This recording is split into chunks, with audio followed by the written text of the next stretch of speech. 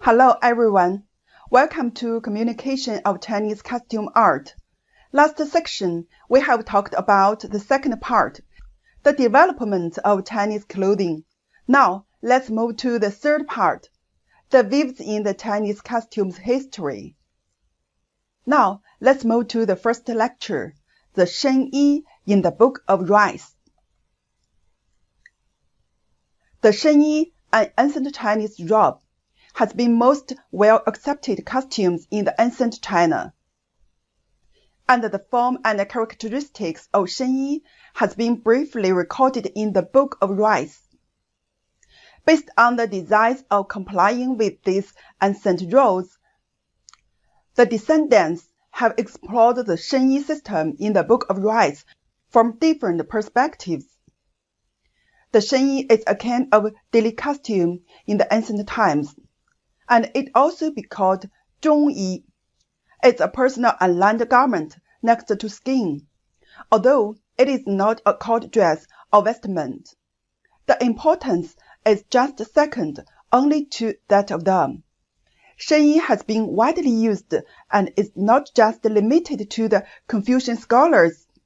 In period before the Qin dynasty, the dukes or princes under an emperor, the literati and officialdom in feudal China, and the common people all can wear Shenyi. Only but the dukes and the literati have their special uniforms for meeting the emperor or worship, while the common people takes Shenyi as such uniforms.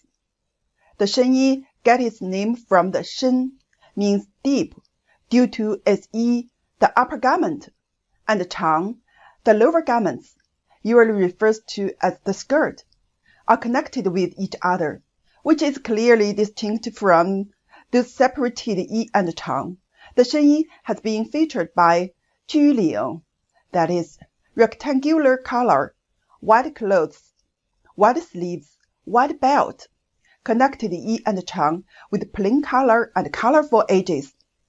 As Shen Congwen said, since the spring and autumn period and the warring states period, the ancient ritual system advocated by Confucianism has risen again. And the white clothes, white belt garment has become a noble symbol of ruling class, men and women. The reason why Shenyi has attracted great attention in more than 2,000 years of feudal history is that it is directly related to the Confucian ideal of respecting etiquette. However, the intrinsic value of Shenyi is not just a symbol of the ruling class, but a perfect combination of practicality and spirituality.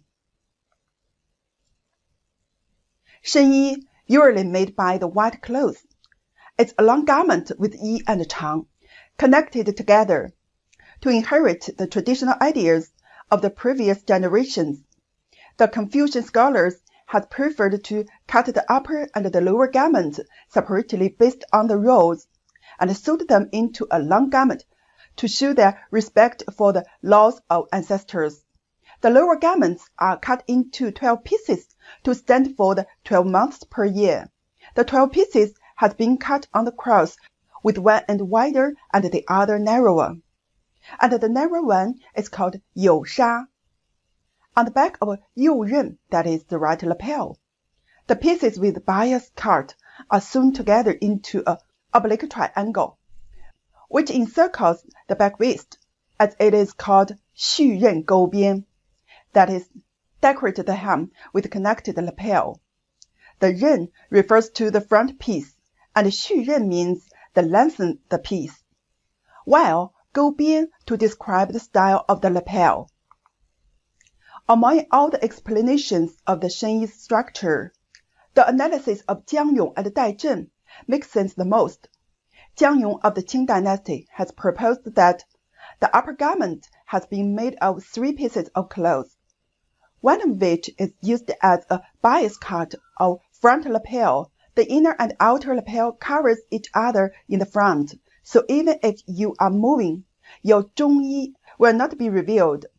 This is the unprecedented creation ever before. Jiangyong also has its special understanding of the functions of the ren. The chang shall be made by 4 pieces of cloth and cut into 8 pieces in the front and back.